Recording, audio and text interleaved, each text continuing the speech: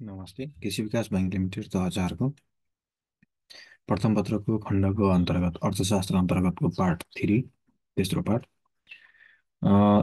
राष्ट्रिय आम्दानीको परिचय।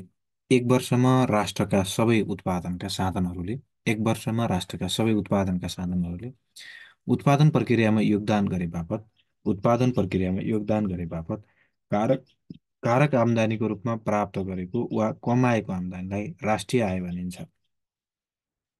एक वर्षमा राष्ट्रका सबै उत्पादनका साधनहरूले उत्पादन प्रक्रियामा योगदान गरे बापत कारक आम्दानीको रूपमा प्राप्त गरेको वा कमाएको आम्दानीलाई राष्ट्रिय आय भनिन्छ।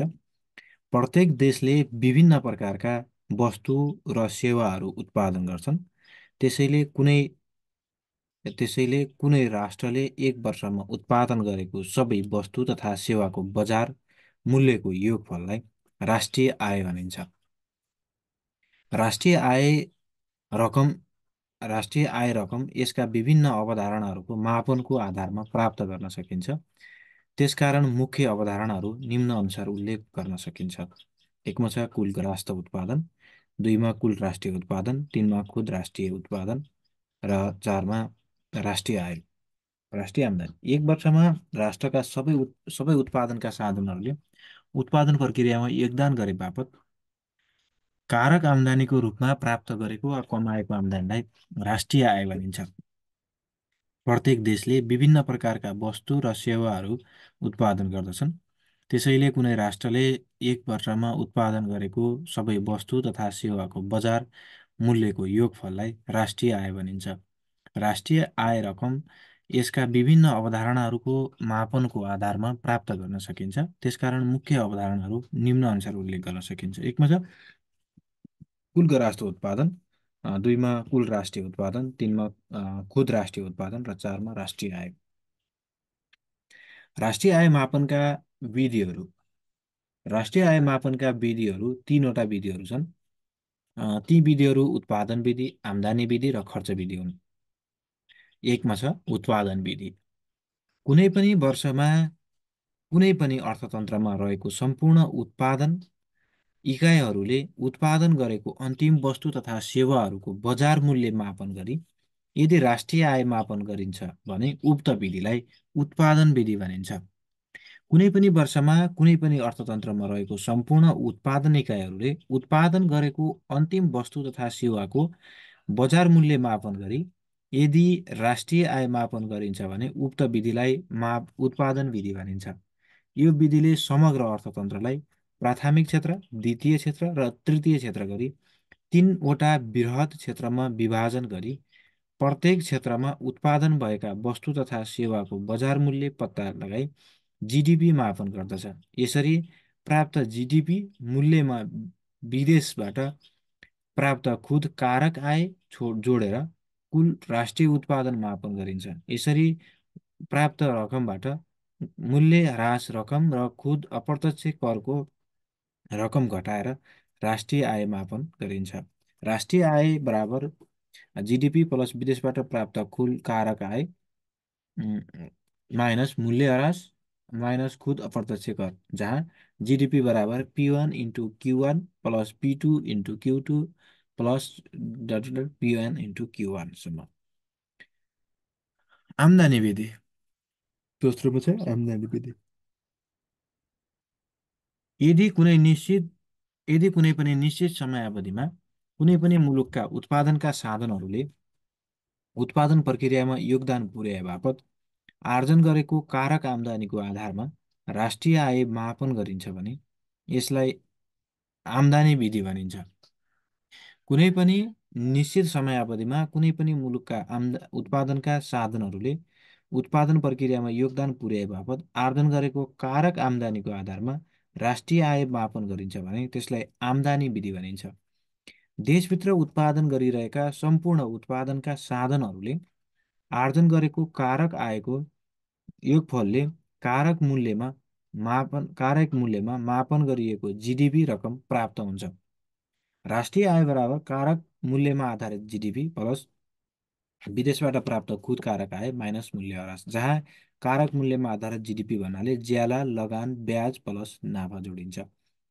खर्च विधि। कुनै निश्चित कुनै निश्चित समयमा कुनै पनि देशका सबै आर्थिक सहभागिताहरूद्वारा स्वदेशमा उत्पादित अन्तिम वस्तु र सेवाहरूको खरिदमा गरिएको कुल खर्च रकमलाई आधार बनाई यदि राष्ट्रिय आय मापन गरिन्छ भने उक्त विधिलाई खर्च विधि भनिन्छ।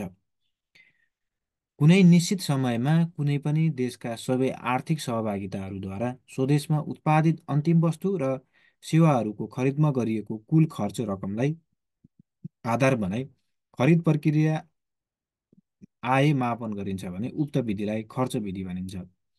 राष्ट्रिय आय बराबर बजार मूल्यमा आधारित जिडिपी प्लस विदेशबाट प्राप्त खुद कारक आय माइनस मूल्यह्रास माइनस खुद अप्रत्यक्ष कर, जहाँ जिडिपी बराबर उपभोग खर्च प्लस ज्याला खर्च प्लस सरकारी खर्च प्लस खुद आयात। नेपालमा राष्ट्रिय आय मापनका कठिनाइहरू। नेपालमा राष्ट्रिय आय मापनका कठिनाइहरू एकमा छ ठूलो मात्रामा गैर मौद्रिक क्षेत्रहरूको अस्तित्व रहनु। ठूलो मात्रामा गैर मौद्रिक क्षेत्रहरूको अस्तित्व रहनु। ठूलो मात्रामा गैर मौद्रिक क्षेत्रहरूको अस्तित्व रहनु। दुई, उचित तथ्याङ्क र अभिलेखको लागि पेशागत विशेषताको अभाव हुनु। उचित तथ्याङ्क तथा अभिलेखनको लागि पेशागत विशेषताको अभाव हुनु। तीनमा सही तथ्याङ्क अभिलेखन उपलब्धता र व्यवस्थापनको अभाव र वास्तविक समयमा डाटा प्राप्त गर्न प्रविधिको प्रयोग नहुनु। सही तथ्याङ्क अभिलेख उपलब्धता र व्यवस्थापनको अभावका वास्तविक समयमा डाटा प्राप्त गर्न प्रविधिको प्रयोग नहुनु। चारमा र डाटा साक्षरताको प्रयोग र महत्त्वको भावनाको अभाव हुनु। डाटा र डाटा साक्षरताको प्रयोग र महत्त्वको भावनाको अभाव हुनु। पाँचमा डाटा व्यवस्थापनको अभाव हुनु। डाटा व्यवस्थापनको अभाव हुनु। छमा आम जनमानसमा आर्थिक गणना र तथ्याङ्कबारे चासो चिन्तन नहुनु। आम जनमानसमा आर्थिक गणना र तथ्याङ्कबारे चासो चिन्तन नहुनु। सातमा उत्पादन र आम्दानी प्रापकहरू पनि निरक्षर र अज्ञानताबाट वञ्चित हुनु। उत्पादक र आम्दानी प्रापकबाट निरक्षरता र अज्ञानताबाट प्रभावित हुनु। अर्को छ नेपालको कुल ग्राहस्थ उत्पादनमा औद्योगिक क्षेत्रको योगदान न्यून हुनका कारण। नेपालको कुल ग्राहस्थ उत्पादनमा औद्योगिक क्षेत्रको योगदान न्यून हुनका कारण एकमा छ गुणस्तरीय पुँजीको निर्माणमा न्यून दर। गुणस्तरीय पुँजी निर्माणको न्यून दर। गुणस्तरीय पुँजी निर्माणको न्यून दर। गुणस्तरीय पुँजी निर्माणको न्यून दर। दुईमा गुणस्तरीय पूर्वाधारको अभाव। गुणस्तरीय पूर्वाधारको अभाव। गुणस्तरीय पूर्वाधारको अभाव। गुणस्तरीय पूर्वाधारको अभाव। तीनमा विद्यमान उद्योगहरूको कमजोर प्रदर्शन। विद्यमान उद्योगहरूको कमजोर प्रदर्शन। विद्यमान उद्योगहरूको कमजोर प्रदर्शन। चारमा दक्ष र योग्य जनशक्तिको अभाव। दक्ष र योग्य जनशक्तिको अभाव। दक्ष र योग्य जनशक्तिको अभाव। पाँचमा उद्यमशीलताको भावनाको कमी। उद्यमशीलताको भावनाको कमी। उद्यमशीलताको भावनाको कमी। उद्यमशीलताको भावनाको कमी। छमा सीमित वर्गमा धनको एकाग्रता। सीमित वर्गमा धनको एकाग्रता। सीमित वर्गमा धनको एकाग्रता। छमा सार्वजनिक क्षेत्रको कमजोर प्रदर्शन। सार्वजनिक क्षेत्रको कमजोर प्रदर्शन। सार्वजनिक क्षेत्रको कमजोर प्रदर्शन। आठमा असन्तुलित विकास र सूचनामा असमान पहुँच। असन्तुलित विकास र सूचनामा असमान पहुँच। असन्तुलित विकास र सूचनामा असमान पहुँच। नौमा खराब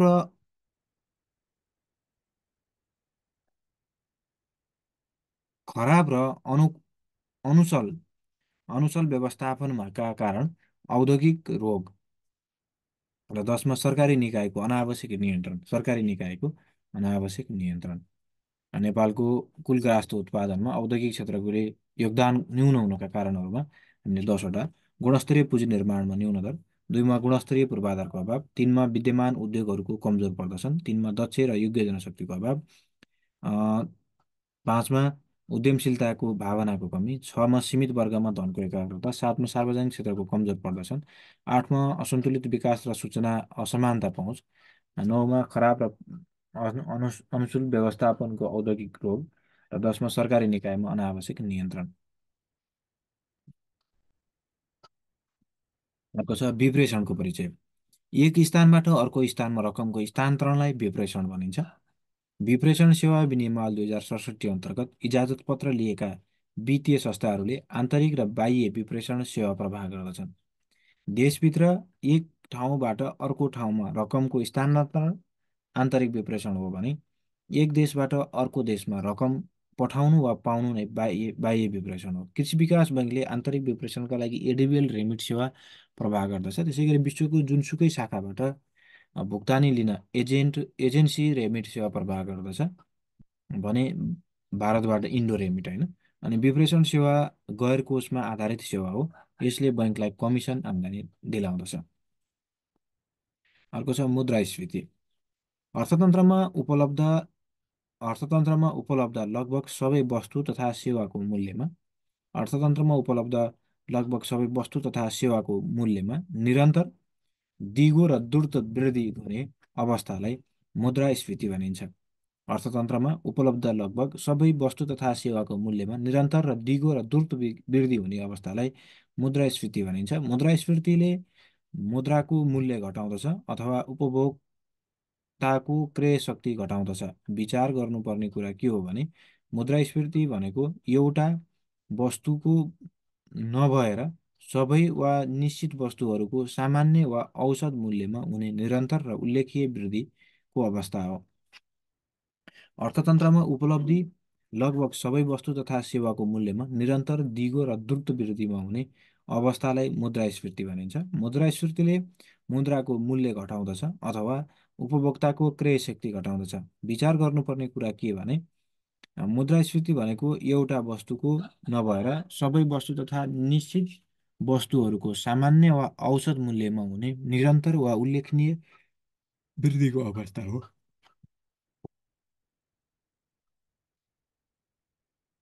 मुद्रास्फीतिको विशेषताहरू। मुद्रास्फीतिको विशेषताहरू। मुद्रास्फीति नियमित र तीव्र रूपमा सामान्य मूल्य स्तरमा हुने वृद्धि हो। मुद्रास्फीति नियमित र तीव्र रूपमा सामान्य मूल्य स्थिरतामा हुने वृद्धि हो। दुईमा सुरुमा मूल्य स्थिरतामा भएको सानो वृद्धिले पनि भविष्यमा ठूलो आकार लिन सक्ने भएकाले यो सञ्चयी हुन्छ। सुरुमा मूल्य स्थिरतामा भएको सानो वृद्धिले पनि भविष्यमा ठूलो आकार लिन सक्ने भएकाले यो सञ्चयी हुन्छ। तीनमा यो व्यक्तिगत मूल्यमा भएको वृद्धि नभएर सामान्य मूल्य स्तरमा भएको वृद्धि हो। यो व्यक्तिगत मूल्यमा वृद्धि नभएर सामान्य मूल्य स्तरमा भएको वृद्धिको अवस्था हो। चारमा यसको समयमा वस्तु र सेवाको आपूर्ति मागको तुलनामा कमी हुन्छ। यसको मतलब समग्र माग उच्च हुन्छ। यसको समयमा वस्तु तथा सेवाको आपूर्तिको माग तुलनामा कम हुन्छ। यसको मतलब समग्र आपूर्ति भन्दा समग्र माग उच्च हुन्छ। पाँचमा मूल्य बढ्दै जाँदा पैसाको क्रय शक्ति कम हुँदै जान्छ र जसले जीवनस्तर कठिनाइ बनाउँदछ। मूल्य बढ्दै जाँदा पैसाको क्रय शक्ति कम हुँदै जान्छ र यसले जीवनस्तर कठिनाइ बनाउँछ। छमा मुद्रास्फीतिलाई माग पक्ष र आपूर्ति पक्ष मुद्रास्फीतिलाई माग पक्ष र आपूर्ति पक्ष र संरचनागत पक्षसँग जोड्न सकिन्छ। यी विशेषता गरे भए मुद्रास्फीति नियन्त्रण गर्ने उपायहरू। एकमा छ मौद्रिक उपायहरू। मौद्रिक उपायमा के गर्न सकिन्छ? नगद रिजर्भ अनुपात वृद्धि गर्ने होइन, नगद रिजर्भ अनुपात वृद्धि गर्ने। दुईमा बैङ्क दरमा वृद्धि गर्ने। तीनमा खुल्ला बजारमा सरकारी धितोपत्रको बिक्री गर्ने। चारमा उपभोक्ता ऋण नियन्त्रण गर्ने। पाँचमा मार्जिन आवश्यकतामा वृद्धि गर्ने। छमा ब्याज दर करिडोर समायोजन गर्ने। र साथमा पुनर्वित्त सुविधाहरूमा नियन्त्रण र पुनर्वितरणमा वृद्धि गर्ने। अर्को छ वित्त नीतिका उपायहरू। सार्वजनिक खर्चमा कमी गर्ने। सार्वजनिक ऋण व्यवस्थापन गर्ने। न्यून वित्त परिचालनमा नियन्त्रण गर्ने। चारमा स्वदेशी ऋणको सङ्कलन गर्ने। र पाँचमा करको दर दायरामा वृद्धि गर्ने। र साथमा हस्तान्तरणीय भुक्तानीमा कमी। अर्को छ वित्तीय नीतिको परिचय, वित्त नीतिको परिचय। सरकारी खर्च सरकारी खर्च र राजस्वको माध्यमबाट समग्र समष्टि आर्थिक गतिविधिहरूलाई प्रभाव पारेर पूर्वनिर्धारित वृहत आर्थिक उद्देश्यहरू प्राप्त गर्नेतर्फ उन्मुख नीतिलाई वित्त नीति भनिन्छ।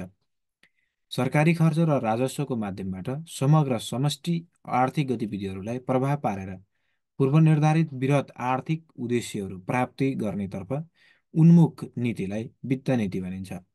सरकारले वित्त नीतिको माध्यमबाट राजस्व, आय, ऋण र लगानीमा आवश्यकता अनुसार परिवर्तन गरी मुलुकमा स्रोत परिचालन, अ, समतामूलक वितरण, उत्पादकत्व वृद्धि, व्यापारिक परिवर्तनको विस्तार, बजार विस्तार, बेरोजगारी, गरिबी र असमानता न्यूनीकरण गर्न सक्दछन्। विशेष गरी वित्त नीति भनेको समग्र माग, आपूर्ति श्रृङ्खला वितरण गर्न र पुनर्वितरणको धारलाई असर गर्ने सामाजिक सुरक्षामा अपेक्षित परिवर्तन ल्याउने नीति हो। वित्त नीतिको परिचयमा सरकारी सरकारी खर्च र राजस्वको माध्यमबाट समग्र समष्टि आर्थिक गतिविधिहरूलाई प्रभाव पारेर पूर्वनिर्धारित वृहत आर्थिक उद्देश्यहरू प्राप्त गर्नेतर्फ उन्मुख नीतिलाई वित्त नीति भनिन्छ। सरकारले वित्त नीतिको माध्यमबाट राजस्व, व्यय, ऋण र लगानीका आवश्यकता अनुसार परिवर्तन गरी मुलुकमा स्रोत परिचालन, समतामूलक वितरण, उत्पादकत्व वृद्धि, व्यापारिक गतिविधिहरूको विस्तार, बजार विस्तार, बेरोजगारी, गरिबी र असमानता न्यूनीकरण गर्न सक्छ। विशेष गरी वित्त नीति भनेको समग्र माग, आपूर्ति श्रृङ्खला वितरण र पुनर्वितरणको धारलाई असर पार्ने सामाजिक सुरक्षामा अपेक्षित परिवर्तन ल्याउने नीति हो। वित्त नीतिका उद्देश्यमा वित्त नीतिका उद्देश्यहरू राष्ट्रिय उद्देश्य, अर्थतन्त्रको आकार र संरचना, आर्थिक विकासको स्तर र समष्टि आर्थिक सूचकहरूको आधारमा निर्धारण गरिन्छ। वित्त नीतिका उद्देश्यहरू राष्ट्रिय उद्देश्य, अर्थतन्त्रको प्रकार र संरचना, आर्थिक विकासको स्तर र समष्टि आर्थिक सूचकहरूको आधारमा निर्धारण गरिन्छ। नेपाल जस्तो अल्पविकसित मुलुकमा वित्त नीतिलाई समग्र अर्थतन्त्रलाई सुदृढ र उत्थान गर्ने महत्त्वपूर्ण नीति मानिन्छ। नेपाल जस्तो अल्पविकसित मुलुकमा वित्त नीतिलाई समग्र अर्थतन्त्रलाई सुदृढ र उत्थान गर्ने महत्त्वपूर्ण नीति मानिन्छ। वित्त नीतिका प्रमुख उद्देश्यहरूलाई निम्न अनुसार व्याख्या गर्न सकिन्छ। वित्त नीतिका प्रमुख उद्देश्यहरूलाई निम्न अनुसार व्याख्या गर्न सकिन्छ। वित्त नीति उद्देश्यहरू राष्ट्रिय उद्देश्य, अर्थतन्त्रको आकार र संरचना, आर्थिक विकासको स्तर र समष्टि आर्थिक सूचकहरूको आधारमा निर्धारण गरिन्छ। नेपाल जस्तो अल्पविकसित मुलुकमा वित्त नीतिलाई समग्र अर्थतन्त्रलाई सुदृढ र उत्थान गर्ने महत्त्वपूर्ण नीति मानिन्छ। वित्त नीतिका मुख्य उद्देश्यहरूलाई निम्न अनुसार व्याख्या गर्न सकिन्छ। एकमा छ रोजगारीको स्तरमा वृद्धि। दुईमा छ आर्थिक स्रोतको प्रभावकारी विनियोजन। तीनमा आर्थिक वृद्धि र विकास। चारमा मूल्य स्थिरता र पाँचमा आय र सम्पत्तिको असमान वितरणमा कमी।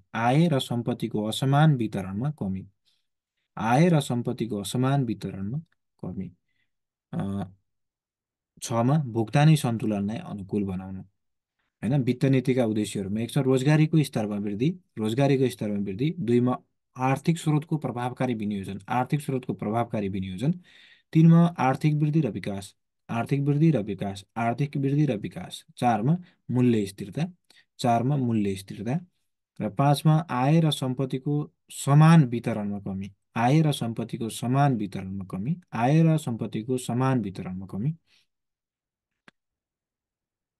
छमा भुक्तानी सन्तुलनलाई अनुकूलन। अर्को छ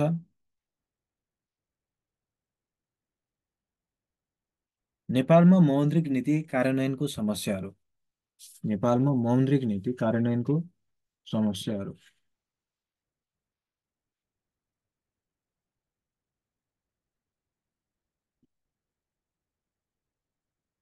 मौद्रिक नीति। नेपालमा मौद्रिक नीति कार्यान्वयनका समस्याहरू। नेपालमा मौद्रिक नीति कार्यान्वयन र तथा व्यवस्थापनमा केही जटिलता रहेका।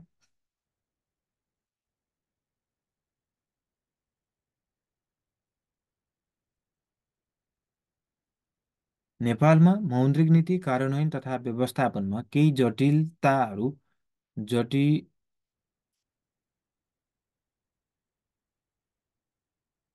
जटिलताहरू रहेका रहेका देखिने गरेका छन्। मौद्रिक नीतिले अपेक्षा गरे अनुरूप मौद्रिक नीतिले अपेक्षा गरे अनुरूप नेपाल राष्ट्र बैङ्कले सुपरिवेक्षण र नियन्त्रण प्रणाली सुपरिवेक्षण र नियन्त्रण प्रणाली प्रभावकारी बनाउन नसक्दा मौद्रिक नीति प्रभावकारी तरिकाले आर्थिक रूपान्तरणसँग सफल भएको महसुस हुन सकेको छैन। नेपालमा मौद्रिक नीति कार्यान्वयन तथा व्यवस्थापनमा केही जटिलताहरू देखिने गरेका छन्। मौद्रिक नीतिले अपेक्षा गरे अनुरूप नेपाल राष्ट्र बैङ्कले सुपरिवेक्षण र नियन्त्रण प्रणाली प्रभावकारी बनाउन नसक्दा मौद्रिक नीति प्रभावकारी तरिकाले आर्थिक रूपान्तरणसँग सफल भएको महसुस हुन सकेको छैन। यस सन्दर्भमा मौद्रिक नीति कार्यान्वयनमा रहेका मुख्य समस्याहरू निम्न छन्। मौद्रिक नीति कार्यान्वयनमा रहेका मुख्य समस्याहरू निम्न छन्। एकमा छ ब्याजदर खुल्ला बजारद्वारा निर्धारण नभई बैङ्किङ कार्टेलद्वारा निर्देशित रहेको छ। ब्याजदर खुल्ला बजारद्वारा निर्धारित नभई बैङ्किङ कार्टेलद्वारा निर्देशित रहेको छ। फलस्वरूप ब्याजदर उच्च हुँदा लगानी प्रोत्साहित हुन सकेको छैन। दुईमा मौद्रिक नीतिको प्रसारण संयन्त्र प्रभावकारी कार्यान्वयन हुन नसक्दा बैङ्क तथा वित्तीय संस्थाको लगानी उत्पादनमूलक र रोजगारीमूलक क्षेत्रको साटो अधिक मुनाफामुखी क्षेत्रमा केन्द्रित रहेको देखिन्छ। मौद्रिक नीतिको प्रसारण संयन्त्र प्रभावकारी कार्यान्वयन हुन नसक्दा बैङ्क तथा वित्तीय संस्थाको लगानी उत्पादनमूलक र रोजगारीमूलक क्षेत्रको साटो अधिक मुनाफामुखी केन्द्रमा केन्द्रित भएको देखिन्छ। तीनमा सूचना प्रविधिको उच्चतम प्रयोग गराउन नसक्नु। तीन। चारमा भरपर्दो व्यवस्थापन सूचना प्रणालीको विकास हुन नसक्नु। भरपर्दो व्यवस्थापन सूचना प्रणालीको विकास हुन नसक्नु। पाँचमा साइबर अपराध र कमजोर बैङ्किङ सुरक्षा प्रणाली कायमै रहनु। सुरक्षा प्रणाली कायमै रहनु। छमा सम्पूर्ण आर्थिक कारोबार बैङ्किङ प्रणालीमा आबद्ध हुन नसक्नु। छमा बैङ्क तथा वित्तीय संस्थाको वित्तीय सुरक्षा र सामाजिक उत्तरदायित्वको स्तर सुदृढ बनाउन नसक्नु। बैङ्क तथा वित्तीय संस्थाको वित्तीय सुरक्षा र सामाजिक उत्तरदायित्वको स्तर सुदृढ बनाउन नसक्नु। बैङ्क तथा वित्तीय संस्थाको वित्तीय सुरक्षा र सामाजिक उत्तरदायित्वको स्तर सुदृढ बनाउन नसक्नु। आठमा सङ्कुचनकारी नीतिका कारण बजारमा मुद्रा प्रवाहको कमी देखिनु। सङ्कुचनकारी नीतिका कारण बजारमा मुद्रा प्रवाहको कमी देखिनु। सङ्कुचनकारी नीतिका कारण बजारमा मुद्रा प्रवाहको कमी देखिनु। र नौमा आम सर्वसाधारणमा वित्तीय साक्षरताको कमी हुनु। नेपालमा मौद्रिक नीति कार्यान्वयनमा समस्याहरू के छ भने ब्याजदर खुल्ला बजारद्वारा निर्धारित बैङ्किङ कार्टेलद्वारा निर्देशित रहेको छ र फलस्वरूप ब्याजदर उच्च हुँदा लगानी प्रोत्साहित हुन सकेको छैन। एक। दुईमा मौद्रिक नीतिको प्रसारण संयन्त्र प्रभावकारी कार्यान्वयन हुन नसक्दा बैङ्क तथा वित्तीय संस्थाको लगानी उत्पादनमूलक र रोजगारीमूलक क्षेत्रको साटो अधिक मुनाफामुखी केन्द्रित रहेको देखिन्छ। तीनमा सूचना प्रविधिको उच्चतम प्रयोग गराउन नसक्नु। चारमा भरपर्दो व्यवस्थापन सूचना प्रणालीको विकास हुन नसक्नु। पाँचमा साइबर अपराध र कमजोर बैङ्किङ सुरक्षा प्रणाली कायमै रहनु। छमा सम्पूर्ण आर्थिक कारोबारहरू बैङ्किङ प्रणालीमा आबद्ध हुन नसक्नु। सातमा बैङ्क तथा वित्तीय संस्थाको वित्तीय सुरक्षा र सामाजिक उत्तरदायित्वको स्तर सुदृढ बनाउन नसक्नु। आठमा सङ्कुचनकारी नीतिका कारण बजारमा मुद्रा प्रवाहको कमी देखिनु। र नौमा आम सर्वसाधारणमा वित्तीय साक्षरताको कमी हुनु। अर्को टपिक छ वैदेशिक व्यापारको परिचय। विभिन्न देशमा देशका बासिन्दाहरूबीच विभिन्न देशका विभिन्न देशका बासिन्दाहरूबीच वस्तु तथा सेवाको आदान प्रदानलाई विभिन्न देशका बासिन्दाहरूबीच वस्तु तथा सेवाको आदान प्रदानलाई वैदेशिक व्यापार भनिन्छ। सन् 1951 भन्दा पहिले नेपालको वैदेशिक व्यापार भारत र तिब्बतसँग मात्रै थियो। सन् 1951 1951 भन्दा पहिले नेपालको वैदेशिक व्यापार भारत र तिब्बतसँग मात्र थियो। सन् 1950 को दशकपछि विश्वमा अन्य धेरै देशहरूसँग नेपालले व्यापारिक सम्बन्ध विस्तार भयो।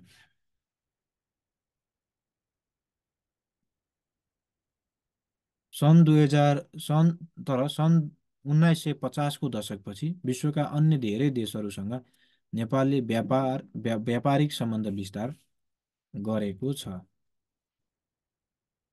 नेपालको व्यापार 100 भन्दा बढी देशहरूमा विस्तार भइसकेको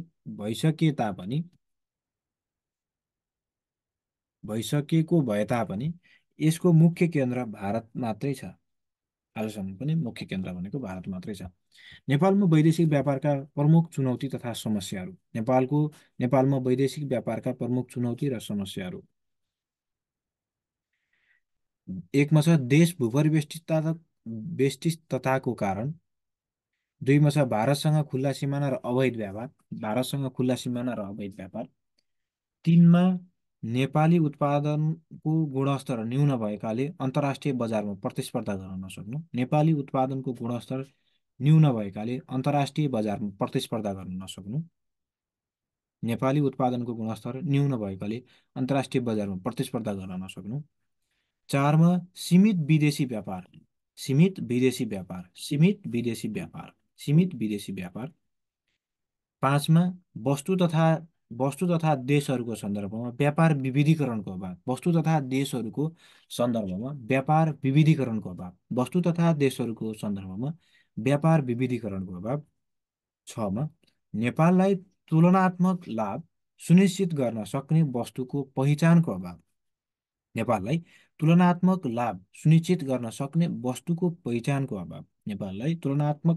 लाभ सुनिश्चित गर्न सक्ने वस्तुको पहिचानको अभाव।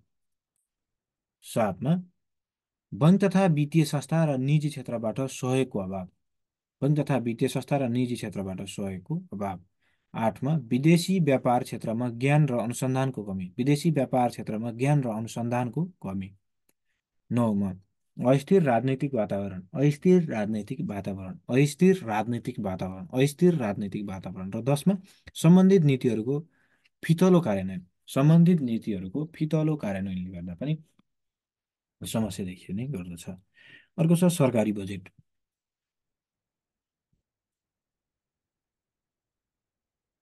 सरकारी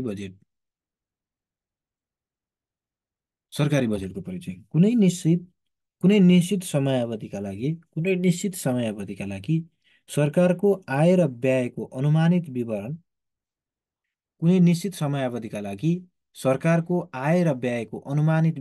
सरकारी बजेट हो। कुनै निश्चित समयावधिका लागि सरकारको आय र व्ययको अनुमानित विवरण सरकारी बजेट हो। यो सार्वजनिक खर्चका लागि कानुनी आधार दिलाउने माध्यम हो। सरकारले हरेक वर्ष गर्ने खर्च र सो खर्च धान्नका लागि आवश्यक स्रोतको अनुमान सहितको विवरण बजेट हो। कुनै निश्चित समयावधिका लागि सरकारको आय र व्ययको अनुमानित विवरण सरकारी बजेट हो। यो सार्वजनिक खर्चका लागि कानुनी अधिकार दिलाउने माध्यम हो। सरकारले हरेक वर्ष गर्ने खर्च र सो खर्च धान्नका लागि आवश्यक स्रोतको अनुमान सहितको विवरण बजेट हो। सरकारले बजेट तयार पारी कर उठाउन करको दर रेट समेत समावेश गर्ने तथा त्यसरी असुली भई राष्ट्रिय ढुकुटीमा जम्मा हुन सक्ने अनुमानित रकमलाई कुन क्षेत्रमा कति खर्च गर्ने भन्ने कुराको विस्तृत विवरणसहित स्वीकृतिका लागि संसद समक्ष पेश गरिने दस्तावेज नै बजेट हो। सङ्घीय सरकारले निर्माण गर्ने यही बजेटलाई सङ्घीय बजेट भनिन्छ। कुनै निश्चित समयावधिका लागि सरकारको आय र व्ययको अनुमानित विवरण सरकारी बजेट हो। यो सार्वजनिक खर्चका लागि कानुनी अधिकार दिलाउने माध्यम हो। सरकारले हरेक वर्ष गर्ने खर्च र सो खर्च धान्नका लागि आवश्यक स्रोतको अनुमान सहितको विवरण बजेट हो। सरकारले बजेट तयार पारी कर उठाउन, करको दर रेट समेत समावेश गर्न, त्यसरी असुली भई राष्ट्रिय ढुकुटीमा जम्मा हुन सक्ने अनुमानित रकमलाई कुन कुन क्षेत्रमा कति खर्च गर्ने भन्ने कुराको विस्तृत विवरणसहित स्वीकृतिका लागि संसद समक्ष पेश गरिने दस्तावेज नै बजेट हो। सङ्घीय सरकारले निर्माण गर्ने त्यही बजेटलाई सङ्घीय बजेट भनिन्छ। नेपालमा बजेट तर्जुमा प्रक्रियालाई व्यवस्थित गर्न कानुनी र संस्थागत व्यवस्था रहेका छन्। नेपालमा बजेट तर्जुमा प्रक्रियालाई व्यवस्थित गर्न कानुनी र संस्थागत व्यवस्थाहरू रहेका छन्। बजेट तर्जुमा संवैधानिक व्यवस्था हो। बजेट तर्जुमा संवैधानिक व्यवस्था हो। आर्थिक कार्यविधि तथा वित्तीय उत्तरदायित्व ऐन, आर्थिक कार्यविधि तथा वित्तीय उत्तरदायित्व ऐन नियमहरू रहेका छन्। यो समग्रतालाई समेट्ने नेपालको बजेट तर्जुमा प्रक्रिया निम्न अनुसार प्रस्तुत गर्न सकिन्छ। नेपालमा बजेट तर्जुमा प्रक्रियालाई व्यवस्थित गर्न कानुनी र संस्थागत व्यवस्थाहरू रहेका छन्। बजेट तर्जुमा संवैधानिक व्यवस्था रहेको छ। बजेट तर्जुमामा संवैधानिक व्यवस्था रहेको छ।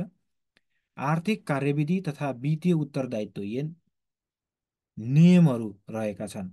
यो समग्रतालाई समेट्ने नेपालको बजेट तर्जुमा प्रक्रिया निम्न अनुसार प्रस्तुत गर्न सकिन्छ।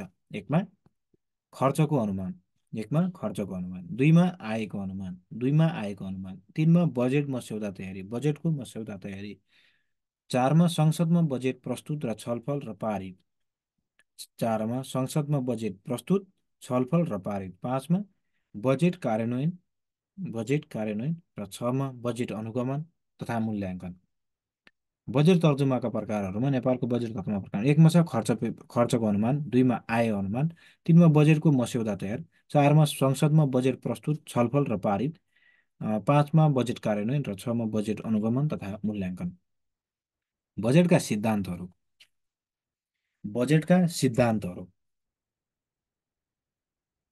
नेपालका बजेटका सिद्धान्तहरूमा एकमा छ अर्थशास्त्रीका सोच अनुसार बजेटको सिद्धान्त। अर्थशास्त्रीका सोच अनुसार बजेटको सिद्धान्त बचत बजेट सिद्धान्त, घाटा बजेट सिद्धान्त र सन्तुलन बजेट सिद्धान्त। बजेट अर्थशास्त्री अनुसार तीनवटा बजेट हुन्छन्। घाटा बजेट सिद्धान्त, होइन, बचत बजेट सिद्धान्त, घाटा बजेट सिद्धान्त र सन्तुलित बजेट सिद्धान्त। दुईमा आधुनिक चिन्तन र व्यावहारिकताका आधारमा बजेटको सिद्धान्त, होइन, व्यावहारिकताका आधारमा बजेटको सिद्धान्त कति छन् भन्दा एकमा छ व्यापकताको सिद्धान्त, अर्को प्रचारको सिद्धान्त, अर्को तीनमा उत्तरदायित्वको सिद्धान्त, चारमा जवाबदेहिताको सिद्धान्त, पाँचमा एकमुष्टताको सिद्धान्त, छमा नगदको सिद्धान्त, सातमा अ, योजनापूर्ण अभ्यासको सिद्धान्त, आठमा पूर्णताको सिद्धान्त, नौमा परिवर्तनशीलताको सिद्धान्त, दसमा कार्यान्वयन योजनाको सिद्धान्त, एघारमा पारदर्शिताको सिद्धान्त र बाह्रमा वैधानिकताको सिद्धान्त। बजेटका सिद्धान्तहरू दुई प्रकारका छन्। एउटा छ शास्त्रीय सोच, अर्थशास्त्रीका सोचका अनुसार बचत बजेट, घाटा बजेट र सन्तुलित बजेट। अर्को छ आधुनिक चिन्तन र व्यावहारिकताका आधारमा बजेटको सिद्धान्त। एकमा छ व्यापकता बजेट, दुईमा छ प्रचार प्रसारको बजेट, तीनमा छ उत्तरदायित्वको बजेट, चारमा जवाबदेहिताको बजेट सिद्धान्त, जवाबदेहिताको सिद्धान्त, व्यापकताको सिद्धान्त, प्रचार प्रचारको सिद्धान्त, उत्तरदायित्वको सिद्धान्त, जवाबदेहिताको सिद्धान्त, पाँचमा एकमुष्टताको सिद्धान्त, छमा नगदको सिद्धान्त, सातमा योजनापूर्ण अभ्यासको सिद्धान्त, आठमा पूर्णताको सिद्धान्त, नौमा परिवर्तनशीलताको सिद्धान्त, दसमा कार्यान्वयन योजनाको सिद्धान्त, एघारमा पारदर्शिताको सिद्धान्त र बाह्रमा वैधानिकताको सिद्धान्त। बजेटका महत्त्व बजेटका महत्त्वमा एकमा उपलब्ध सीमित आर्थिक स्रोत साधनको प्रभावकारी ढङ्गले परिचालन र विनियोजन। उपलब्ध सीमित आर्थिक स्रोत साधनको प्रभावकारी ढङ्गले परिचालन र विनियोजन। उपलब्ध सीमित आर्थिक स्रोत साधनको प्रभावकारी ढङ्गले परिचालन र विनियोजन। दुईमा उच्च दिगो र फराकिलो आर्थिक वृद्धि हासिल गर्न। उच्च दिगो र फराकिलो आर्थिक वृद्धि हासिल गर्न। उच्च दिगो र फराकिलो आर्थिक वृद्धि हासिल गर्न। तीनमा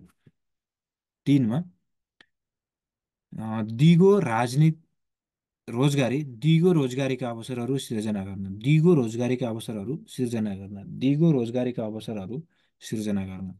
चारमा देशको समावेशी तथा सन्तुलित विकास गर्न। देशको समावेशी तथा सन्तुलित विकास गर्न। देशको समावेशी तथा सन्तुलित विकास गर्न। पाँचमा कर र पुनर्वितरणको माध्यमबाट गरिबी र आर्थिक असमानता कायम गर्न। कर र पुनर्वितरणको माध्यमबाट गरिबी र आर्थिक असमानता कम गर्न। आर्थिक असमानता कम गर्न। छमा नागरिकलाई प्रभावकारी ढङ्गबाट सेवा प्रवाह गर्न। नागरिकलाई प्रभावकारी ढङ्गबाट सेवा प्रवाह गर्न। नागरिकलाई प्रभावकारी ढङ्गबाट सेवा प्रवाह गर्न। छमा मार्गदर्शन गर्न। सरकारलाई मार्गदर्शन गर्न। सरकारलाई मार्गदर्शन गर्न। सातमा सरकारमाथि संसदको नियन्त्रण कायम गर्न। सरकारमाथि संसदको नियन्त्रण कायम गर्न। सरकारमाथि संसदको नियन्त्रण कायम गर्न। नौमा राज्यका नीति तथा कार्यक्रमहरूलाई कार्यान्वयन गर्न। राज्यका नीति तथा कार्यक्रमहरूलाई कार्यान्वयन गर्न। दसमा छ वैधानिक योजनाका लक्ष्य र उद्देश्यहरू पहिचान गर्न। वैधानिक योजनाका लक्ष्य र उद्देश्यहरू पहिचान गर्न। बजेटका महत्त्वहरूमा एकमा छ उपलब्ध सीमित आर्थिक स्रोत साधनको प्रभावकारी ढङ्गले परिचालन र विनियोजन गर्न। दुईमा उच्च दिगो र फराकिलो आर्थिक वृद्धि हासिल गर्न। तीनमा छ दिगो रोजगारी अवसरका सिर्जना गर्न। चारमा छ देशको समावेशी र तथा सन्तुलित विकास गर्न। पाँचमा छ कर र पुनर्वितरणको माध्यमबाट गरिबी र आर्थिक असमानता कम गर्न। छमा नागरिकलाई प्रभावकारी ढङ्गबाट सेवा प्रवाह गर्न। सातमा मार्गदर्शन प्रदान गर्न। सरकारलाई मार्गदर्शन प्रदान गर्न। आठमा सरकारमाथि संसदको नियन्त्रण कायम गर्न। सरकारमाथि संसदको नियन्त्रण कायम गर्न। नौमा छ राज्यका नीति र कार्यक्रमहरूलाई कार्यान्वयन गर्न। राज्यका नीति र कार्यक्रमहरूलाई कार्यान्वयन गर्न। दसमा छ आवधिक योजनाका लक्ष्य र उद्देश्यहरू पहिचान गर्न। आवधिक योजनाका लक्ष्य र उद्देश्यहरू पहिचान गर्न। अर्को छ बजेटका उद्देश्यहरू।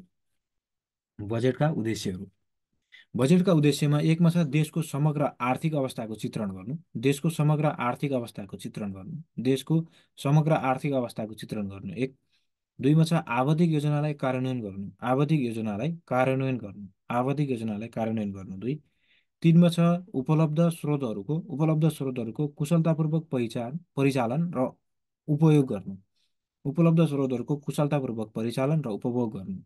चारमा सरकारमाथि नियन्त्रण र सन्तुलन कायम राख्नु। सरकारमाथि नियन्त्रण र सन्तुलन कायम राख्नु। सरकारमाथि नियन्त्रण र सन्तुलन कायम राख्नु। पाँचमा खर्च गर्ने कानुनी आधार प्रस्तुत गर्नु। खर्च गर्ने कानुनी आधार प्रस्तुत गर्नु। खर्च गर्ने कानुनी आधार प्रस्तुत गर्नु। छमा आर्थिक वृद्धि तथा आर्थिक विकास गर्नु। आर्थिक वृद्धि तथा आर्थिक विकास गर्नु। सातमा आर्थिक स्थायित्व कायम गर्नु। आर्थिक स्थायित्व कायम गर्नु। आर्थिक स्थायित्व कायम गर्नु। आठमा कुल ग्राहस्थ उत्पादन र प्रति व्यक्ति आयमा वृद्धि गर्नु। कुल ग्राहस्थ उत्पादन र प्रति व्यक्ति आयमा वृद्धि गर्नु। नौमा वित्तीय पारदर्शिता र सार्वजनिक जवाबदेहिताको विकास गर्नु। वित्तीय पारदर्शिता र सार्वजनिक जवाबदेहिताको विकास गर्नु। वित्तीय पारदर्शिता र सार्वजनिक जवाबदेहिताको विकास गर्नु। दसमा रोजगारीका अवसर सिर्जना गर्नु। रोजगारीका अवसर सिर्जना गर्नु। रोजगारीका अवसर सिर्जना गर्नु। र एघारमा मौद्रिक नीतिको अवधारणामा सहयोग गर्नु। मौद्रिक नीतिको अवधारणामा सहयोग गर्नु। नेपालको बजेट प्रणालीमा भएका मुख्य समस्याहरू। नेपालको बजेट प्रणालीमा भएका मुख्य समस्याहरूमा मुख्य समस्याहरू एकमा आवश्यकताभन्दा मागमा आधारित भएर बजेट निर्माण गर्ने प्रचलन। आवश्यकताभन्दा मागमा आधारित भएर बजेट निर्माण गर्ने प्रचलन। आवश्यकताभन्दा मागमा आधारित भएर बजेट निर्माण गर्ने प्रचलन। दुईमा कार्यान्वयन क्षमताभन्दा बढी बजेट माग गर्ने अभ्यास। कार्यान्वयन क्षमताभन्दा बढी बजेट माग गर्ने अभ्यास। कार्यान्वयन क्षमताभन्दा बढी बजेट माग गर्ने अभ्यास। तीनमा बजेट तर्जुमा स्पष्ट मापदण्डको अभाव हुनु। बजेट तर्जुमाका स्पष्ट मापदण्ड स्पष्ट मापदण्डको अभाव हुनु र अचुवाको आधारमा बजेट तर्जुमा गर्ने प्रवृत्ति हुनु। बजेट तर्जुमाको स्पष्ट मापदण्डको अभाव हुनु र अचुवाको आधारमा बजेट तर्जुमा गर्ने प्रवृत्ति हुनु। 4मा चालु बजेटको तुलनामा पुँजीगत बजेट न्यून विनियोजन हुनु। चालु बजेटको तुलनामा पुँजीगत बजेट न्यून विनियोजन हुनु र विनियोजन सुर विनियोजन अनुसारको पुँजीगत बजेटको खर्च हुनु। चालु बजेटको तुलनामा पुँजीगत बजेट न्यून विनियोजन हुनु र विनियोजन अनुसारको पुँजीगत बजेटको खर्च न्यून हुनु। 5मा कार्यान्वयन गर्ने निकायमा बजेटको अख्तियारी समयमा नजाने गरेको। कार्यान्वयन गर्ने निकायमा बजेटको अख्तियारी समयमा नजाने गरेको। 6मा बजेटको केही हिस्सा निरन्तर रूपमा वैदेशिक सहायतामा भर पर्नु। बजेटको केही हिस्सा निरन्तर रूपमा वैदेशिक सहायतामा भर पर्नु। बजेटको केही हिस्सा निरन्तर रूपमा वैदेशिक सहायतामा भर पर्नु। 6मा परियोजना बैङ्कको अवधारणा लागू गर्न नसकेको। परियोजना बैङ्कको अवधारणा लागू गर्न नसकेको। परियोजना बैङ्कको अवधारणा लागू गर्न नसकेको। 8मा अनुगमन तथा मूल्याङ्कन अनौपचारिकतामा मात्र सीमित रहेको। अनुगमन तथा मूल्याङ्कन अनौपचारिकतामा मात्र सीमित रहेको। अनुगमन तथा मूल्याङ्कन अनौपचारिकतामा मात्र सीमित रहेको।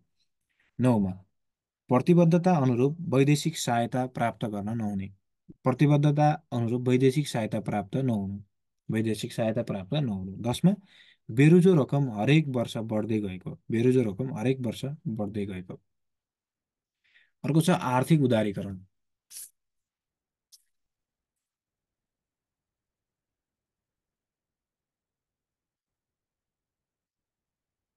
आर्थिक उदारीकरण अर्थतन्त्रलाई सरकारी नियन्त्रणबाट मुक्त गरी अर्थतन्त्रलाई सरकारी नियन्त्रणबाट मुक्त गरी निजी क्षेत्रलाई आर्थिक गतिविधिहरूमा प्रोत्साहन गर्दै लैजाने उदारवादी नीतिगत सोच आर्थिक उदारीकरण हो। अर्थतन्त्रलाई सरकारी नियन्त्रणबाट मुक्त गरी निजी क्षेत्रलाई आर्थिक गतिविधिहरूमा प्रोत्साहन गर्दै लैजाने उदारवादी नीतिगत सोच आर्थिक उदारीकरण हो। बजार अर्थतन्त्र तथा स्वतन्त्र अर्थतन्त्रमा आधारित आर्थिक प्रणालीको प्रवर्धन र विस्तारलाई नै आर्थिक उदारीकरण भनिन्छ। अर्थतन्त्रलाई सरकारी नियन्त्रणबाट मुक्त गरी निजी क्षेत्रलाई आर्थिक गतिविधिहरूमा प्रोत्साहन गर्दै लैजाने उदारवादी नीतिगत सोचलाई आर्थिक उदारीकरण हो। बजार नियन्त्रण तथा स्वतन्त्र अर्थतन्त्रमा आधारित आर्थिक प्रणालीको प्रवर्धन र विस्तारलाई नै आर्थिक उदारीकरण भनिन्छ। Oxford Oxford dictionary of the इकोनोमिक्सका अनुसार उदारीकरण एउटा यस्तो कार्यक्रम हो जसले अर्थतन्त्रलाई खुल्ला बजार अर्थतन्त्रतर्फ लैजानका लागि परिवर्तनहरू ल्याउँछ। अक्सफोर्ड डिक्सनरी अफ इकोनोमिक्सका अनुसार उदारीकरण एउटा यस्तो कार्यक्रम हो जसले अर्थतन्त्रलाई खुल्ला बजार अर्थतन्त्रतर्फ लैजानका लागि परिवर्तनहरू ल्याउँछ। त्यस्तै विश्व विकास प्रतिवेदन 1992का अनुसार उदारीकरण भन्नाले अर्थतन्त्रलाई स्थायित्व प्रदान गर्दै मूल्यहरू र व्यापार तथा बजार प्रवेशलाई सरकारी नियन्त्रणबाट स्वतन्त्र पार्नु हो। सरकारी नियन्त्रणबाट स्वतन्त्र पार्नु हो। आर्थिक उदारीकरणका विशेषताहरू। आर्थिक उदारीकरणका विशेषताहरू। 1मा छ आर्थिक स्वतन्त्रता 1। 2मा छ सरकारको भूमिका 2। 3मा छ एकाधिकार रहित। 4मा छ निजी स्थायित्व निजी स्वामित्व। 5मा छ उपभोक्ता सार्वभौमता र 6मा छ प्रतिफलको स्थायित्व र 7मा छ निजीकरण। आर्थिक उदारीकरणका विशेषताहरू। 1मा छ आर्थिक स्वतन्त्रता। 2मा सरकारको भूमिका। 3मा एकाधिकार रहित। 4मा छ निजी स्वामित्व। 5मा छ उपभोक्ता सार्वभौमता र 6मा छ प्रतिफलको स्वामित्व र 7मा छ निजीकरण।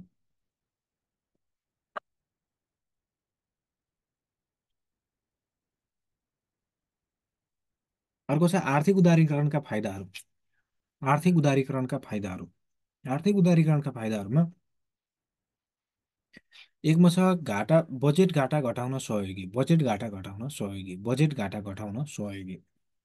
एकमा छ बजेट घाटा घटाउन सहयोगी, बजेट घाटा घटाउन सहयोगी। दुईमा आर्थिक वृद्धि बढाउन सहयोगी, आर्थिक वृद्धि बढाउन सहयोगी, आर्थिक वृद्धि बढाउन सहयोगी। दुईमा आर्थिक वृद्धि बढाउन सहयोगी। तिनमा प्रतिस्पर्धामा वृद्धि, प्रतिस्पर्धामा वृद्धि, प्रतिस्पर्धामा वृद्धि। प्रतिस्पर्धामा वृद्धि। चारमा जीवन स्तरमा सुधार, जीवन स्तरमा सुधार, जीवन स्तरमा सुधार। पाँचमा छ निर्यातमा वृद्धि, पाँचमा छ निर्यातमा वृद्धि, पाँचमा निर्यातमा वृद्धि। छमा छ आन्तरिक वैदेशिक लगानीमा वृद्धि, आन्तरिक वैदेशिक लगानीमा वृद्धि, वैदेशिक लगानीमा वृद्धि। साथमा छ प्रभावकारी निर्णय र स्रोतको बाँडफाँड, प्रभावकारी निर्णय र स्रोतको बाँडफाँड, प्रभावकारी निर्णय र स्रोतको बाँडफाँड, प्रभावकारी निर्णय र स्रोतको बाँडफाँड। आठमा उपभोक्ता सन्तुष्टितर्फ ध्यान दिन्छ, उपभोक्ता सन्तुष्टितर्फ ध्यान दिन्छ, उपभोक्ता सन्तुष्टितर्फ ध्यान दिन्छ।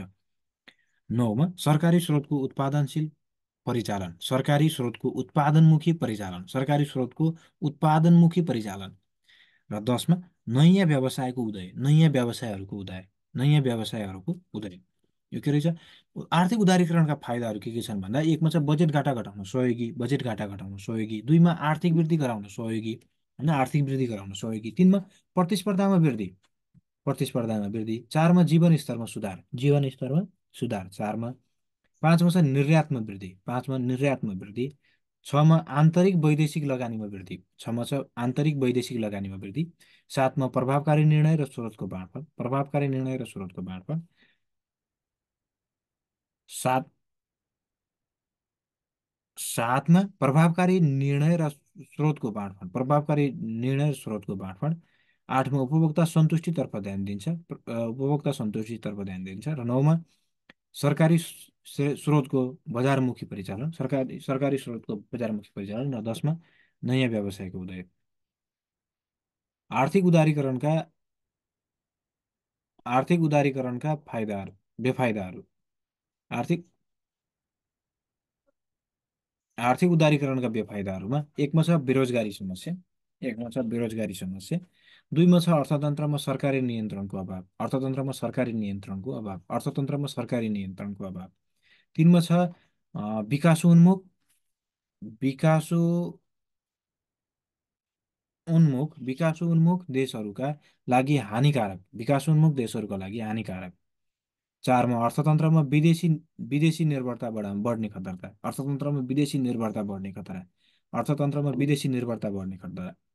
पाँचमा सरकारलाई दीर्घकालीन राजस्वमा घाटा, सरकारलाई दीर्घकालीन राजस्वमा घाटा, सरकारलाई दीर्घकालीन राजस्वमा घाटा। छमा श्रमिकहरूको शोषण हुन सक्ने, श्रमिकहरूको शोषण हुन सक्ने, श्रमिकहरूको शोषण हुन सक्ने। साथमा एकाधिकार प्रवृत्तिको सम्भावना, एकाधिकार प्रवृत्तिको सम्भावना, एकाधिकार प्रवृत्तिको सम्भावना। आठमा आन्तरिक सुरक्षा मामिलाहरूमा खतरा, आन्तरिक सुरक्षा मामिलाहरूमा खतरा, आन्तरिक सुरक्षा मामिलाहरूमा खतरा। नौमा वातावरणीय ह्रास, नौमा वातावरणीय ह्रास। अर्को छ विश्वव्यापीकरण, विश्वव्यापीकरणको परिचय।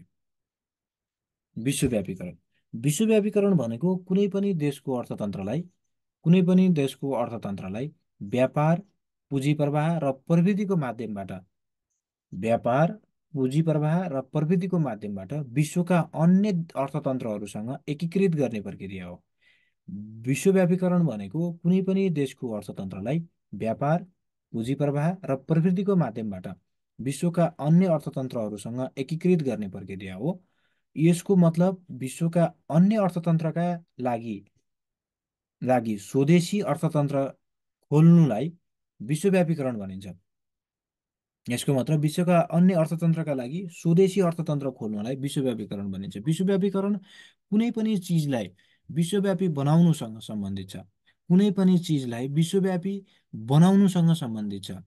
यो अवधारणाले सम्पूर्ण विश्वलाई एकै ठाउँमा बनाउने काम गर्दछ, यो अवधारणाले सम्पूर्ण विश्वलाई एकै ठाउँमा बनाउने काम गर्दछ र बोर्डर बिनाको देश भएको भएको अवस्था मानिन्छ, बोर्डर बिनाको देश भएको अवस्था मानिन्छ, जहाँ वस्तु तथा सेवाहरू र पुँजी एक ठाउँबाट अर्को ठाउँमा सजिलै ओहोर दोहोर गराउन सकिन्छ, जहाँ वस्तु तथा सेवाहरू र पुँजी एक ठाउँबाट अर्को ठाउँमा ठाउँमा सजिलै ओहोर दोहोर बनाउन सकिन्छ, ओहोर दोहोर गराउन सकिन्छ। यसलाई विश्वव्यापीकरण भनिन्छ। विश्वव्यापीकरणको परिचय। विश्वव्यापीकरण भनेको कुनै पनि देशको अर्थतन्त्रलाई व्यापार, पुँजी प्रवाह र प्रविधिको माध्यमबाट विश्वका अन्य अर्थतन्त्रहरूसँग एकीकृत गर्ने प्रक्रिया हो।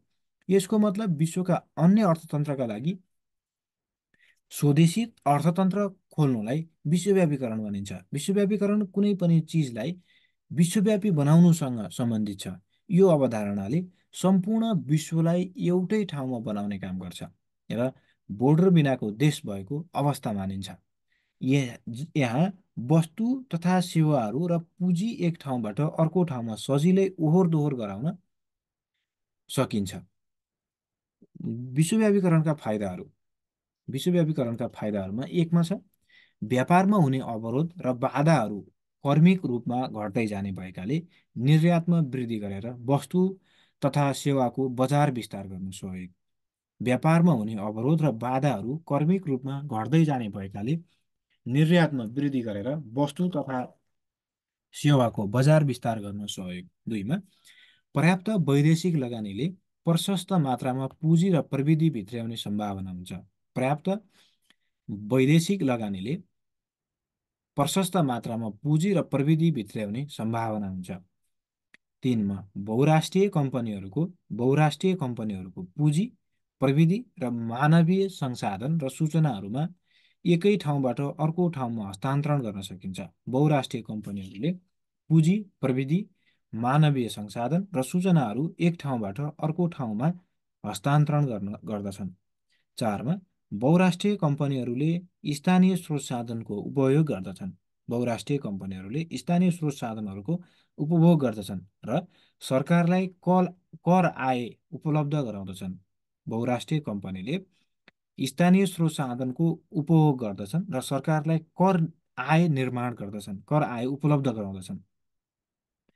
पाँचमा प्रतिस्पर्धा, दक्षता, कुशलता र उत्पादकत्वमा वृद्धि गर्छ।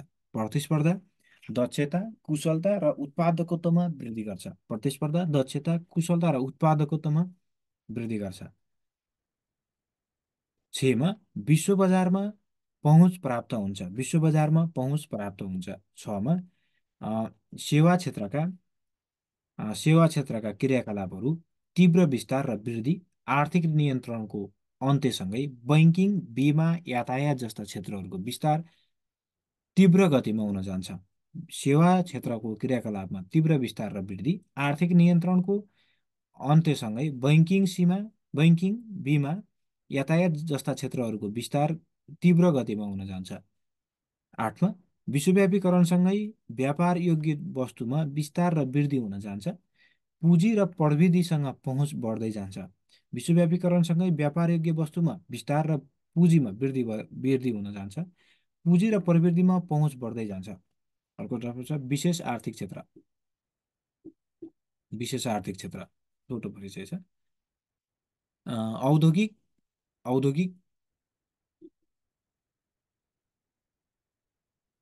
औद्योगिक क्रियाकलापलाई सघन रूपमा सञ्चालन गर्न नेपाल सरकारद्वारा घोषणा गरिएको निर्यातमूलक सेवा वा वस्तुको उत्पादन प्रमुख उद्देश्य रहेको कुनै खास व्यापारिक क्षेत्रलाई विशेष आर्थिक क्षेत्र भनिन्छ। औद्योगिक क्रियाकलापलाई सघन रूपमा सञ्चालन गर्न नेपाल सरकारद्वारा घोषणा गरिएको निर्यातमूलक वस्तु तथा सेवाको उत्पादन प्रमुख उद्देश्य रहेको कुनै खास व्यावसायिक क्षेत्रलाई नै विशेष आर्थिक क्षेत्र भनिन्छ। विशेष आर्थिक क्षेत्र अन्तर्गत निम्न सेवा तथा वस्तुहरू पर्दछन्। एकमा छ एकीकृत औद्योगिक सेवा। एकीकृत औद्योगिक सेवा। दुईमा छ लचिलो र सुविधायुक्त श्रम शक्तिको व्यवस्था। लचिलो र सुविधायुक्त श्रम शक्तिको व्यवस्था। र तीनमा सहुलियत सहितको विशेषकृत औद्योगिक क्षेत्र। सहुलियत सहितको विशेषकृत औद्योगिक क्षेत्र। हवस् त, धन्यवाद।